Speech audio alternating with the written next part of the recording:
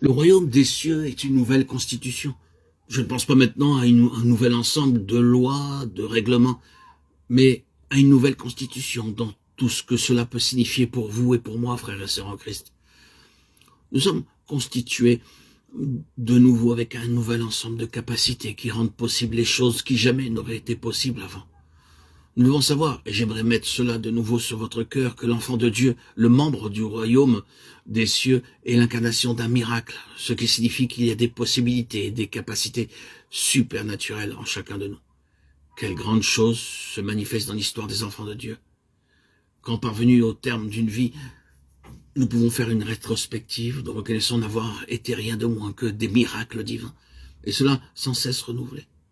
Nous ne sommes pas toujours conscients des forces antagonistes qui s'obstinent à détruire un enfant de Dieu, et combien les soins incessants de Dieu rendent témoignage jusqu'à la fin de son omnipotence. Certains parmi nous savent un peu de quoi il s'agit.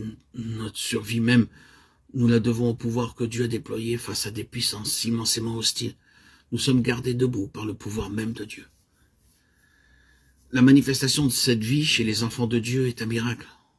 Comment un homme peut-il renaître? Il n'y a pas de réponse à cette question, sauf en Dieu. Comment peut-il nous donner sa chair à manger? Jean 6, 52. Comment les enfants de Dieu peuvent-ils être soutenus, secourus, nourris, sans rien ici-bas pour les aider? Il n'y a aucune réponse rationnelle à cela, sinon que Dieu le fait. S'il ne le faisait pas, l'enfant de Dieu, à cause des forces considérables œuvrant contre lui pour le détruire, serait simplement défait. La rédemption de la vie des enfants de Dieu sera également un miracle. Comment les morts ressuscitent-ils et avec quel corps reviennent-ils? 1 Corinthiens 15, 35. La réponse à cela est la même. Dieu seul est occupé de le faire. Tout cela est un miracle du début à la fin. C'est une nouvelle constitution ayant en elle des possibilités, des capacités qui transcendent le niveau le plus haut des aptitudes humaines, dominant tout ce royaume terrestre et charnel. Nous pouvons aussi dire que c'est une nouvelle vocation. C'est une chose pour laquelle nous pouvons vivre, quelque chose dans laquelle nous pouvons servir. Elle devient la sphère et donne un sens et un but à une vie de ministère. Maintenant, je sais pourquoi je vis. Avant, j'ignorais la raison de mon existence. Pourquoi étais-je né? J'ai murmuré à ce sujet car j'ai ressenti que je n'avais guère eu le choix pour être introduit en ce monde. Je n'ai pas été consulté pour savoir si je vais venir. Maintenant, je vois qu'il y a une intention dans tout cela. Je sais pourquoi j'existe. C'est la prise de conscience d'un enfant de Dieu véritablement né de nouveau. Une véritable nouvelle naissance chez les enfants de Dieu les conduit à affirmer auprès des autres que la vie vaut la peine d'être vécue.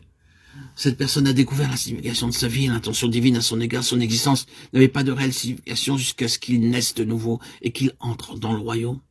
Le royaume des cieux est une nouvelle vocation, une vie avec une nouvelle destination. Le royaume donne à la vie une réelle signification.